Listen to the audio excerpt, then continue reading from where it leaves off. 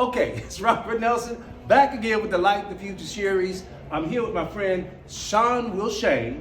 Sean, can you please introduce yourself? Tell the people who you are and what you do. Hey, I'm WillChene. I own an acquisitions company called Shared Solar Advisors. We operate in the community shared solar industry. Now you got to tell me, what does acquisition? Now I know, but for the sake of our audience, Sure. what the heck does an acquisition mean? Really, it's honestly just a fancy word of saying we train people how to go knock on doors.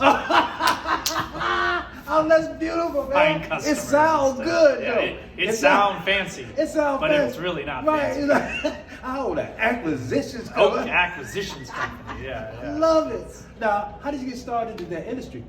So honestly, it's just two random conversations I had with the dude in 2015 after I sold my first business, and he connected me with the guy that originally started as my sales manager. I started as a sales rep from one company, and now he's my business partner today. Really? And so you never know the conversations that you have and the value that they're going to lead to later on down the road as well too. Mm-hmm. So it was really just good conversations, and it's continued to lead me into other potential industries, but a lot of our best clients have come from just simple little conversations. Really? Just going out, talking to people, introducing myself, what we do, but more than anything, being able to back all that up with actual results. Because Right. I continue to work on myself and really work on the leaders in our organization. Okay. Now, did you get started at a young age? How young were you when you started in the entrepreneurship? So I started selling vacuums and air cleaners door to door at the age of 20.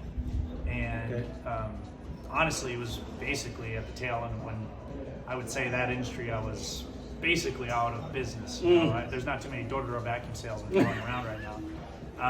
It was in 2011, and I found I was going to have my first kid, and that was the only way that I could find that would actually provide for my family without having to work 85 to 100 hours a week, working construction jobs or security at a bar or different various things like that, right? I was also in the National Guard at the time. And so, I started at a really early age, and I did that for 4 years, selling the vacuums, air cleaners. I ended up owning my own distributorship, buying the actual stuff from the manufacturer at the age of 22, 23. And that basically set me up for success for my mid-20s and now my early 30s now. So I didn't realize at the time, but the 60 to 80 hours a week that I was putting in that was basically, I was turning 4 years worth of work into about a decade worth of learning. Really? Yeah, so I was like skipping forward that much farther because I was learning the hardest kind of sales you could do, right? So I guess my advice to young people is if you're gonna figure out what you want to do in your life, go do the hardest thing that you can in that industry and get really good at it, no matter how many freaking times you fail, and everything else just seems easier after that. Because that's what we do now. It seems too easy. So tell me something. What were some of your most influential role models or mentors over the years? I would say probably one of my most influential role models. My first business mentor, his name was Tom Spears. He unfortunately passed away last year due to like a complication in surgery and stuff. But one of the things that he, like as far as leadership he imparted to me, is whenever you're going out to eat with people, I know this is a small little thing, but whenever you're going out to eat with people, if you are in charge of them, or if you're mentoring them, or if you're managing them, you pay for their food the first time that you guys eat together, at least, or you typically will always do that. Because if you're not financially sound or stable enough to be able to pay for their meal on top of your own, you probably shouldn't be in the position that you're in. And so that was something that's always stuck with me, and that's one of my ways of helping him live on. So that was one of my first Interesting. That's a great lesson.